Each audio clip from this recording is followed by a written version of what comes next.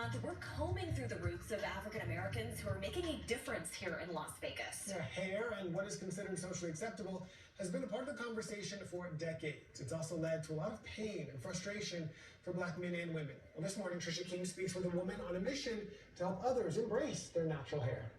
I was uneducated of how to treat it, how to take care of it, how to maintain it. We spoke with Valley residents who say they truly hated their hair growing up. So I've always either covered it up with weaves or chemicals to straighten it out and never actually wore the true culture of my hair. My mom did what was typical back then, which was just to immediately put like a relaxer in our hairs when we were younger. At times, these locals say dealing with their hair was simply painful. Just sitting there with processed chemicals in your hair, hot combs, it was traumatic. It was just what the beauty standard was at that time, was to straighten your hair, and I would wear weaves and extensions and all of that, and I really didn't embrace my natural hair. Danielle Green says she's watched thousands suffer over the years. Especially after witnessing so many Black women in my mother's salon doing the same thing.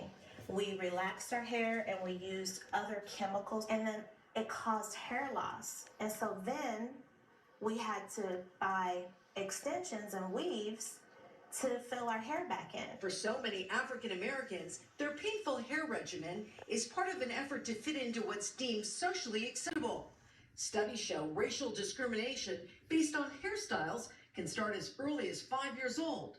But the Crown Act, which stands for Creating a Respectful and Open World for Natural Hair, is a law in 20 states, including Nevada, that prohibits race-based hair discrimination. We support the Crown Act 1,000%. As owner of Radically Curly Hair Salon on Arroyo Grande in Warm Springs and Henderson, Danielle sees herself as a warrior against hair discrimination. We're a part of that healing process because there's a lot of trauma with all of the negative language about your hair type. It causes pain.